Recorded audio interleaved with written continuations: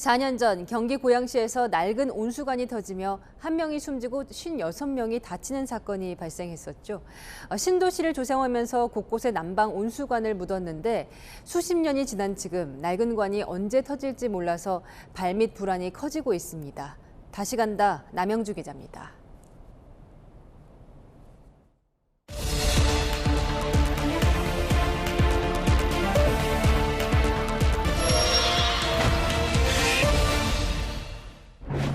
인도에서 청소하고 있는 시민.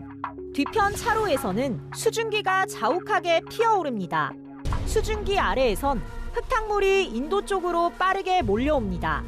시민들이 놀라 뒷걸음질 치지만 수증기는 더 짙어지고 흙탕물은 금세 인도 위로 들이닥칩니다. 운전자들은 펄펄 끓는 물 한가운데 고립돼 어쩔 줄 몰라 합니다. 미치겠다. 뜨거. 이거 재앙이네 이거. 경기 고양시 백성역 주변 차도 밑에 온수관이 파열된 건 4년 전인 지난 2018년.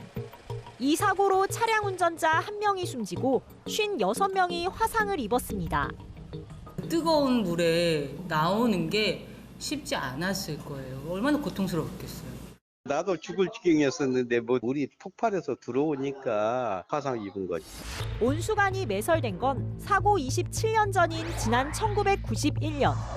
온수관 용접 부위 덮개가 떨어져 나가면서 100도 가까이 되는 고압의 난방수가 도로를 뚫고 분출된 겁니다.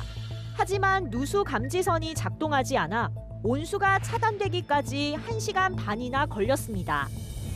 감사원 조사가 이어졌습니다. 백성역 사고처럼 누수가 발생해도 감지하지 못하는 구간이 한국지역난방공사 배관의 25%에 이르는 것으로 조사됐습니다. 특히 고양과 분당 등 1기 신도시는 이런 구간이 50%에 가까웠습니다. 난방공사가 백성역 일대와 같은 공법으로 시공된 온수관 443곳의 용접 덮개를 긴급 보수했지만 주민 불안은 여전합니다. 솔직히 겁나죠. 거기가 터졌는데 다른 데는 안 터지라는 법 있으세요? 업무상 과실치사상 혐의로 재판에 넘겨진 난방공사 관계자 등 3명도 오늘 1심 재판에서 모두 무죄를 선고받았습니다. 노후 온수관 파열 사고는 지금도 계속되고 있습니다. 지난 5월엔 경기 고양시, 어제는 서울 상계동에서 온수가 누출됐는데 모두 25년 이상 된 노후관이 파열된 사고였습니다. 지난 5년간 난방공사가 관리하는 온수관의 파열 사고는 10차례 있었는데 7건이 노후관 파열이었습니다.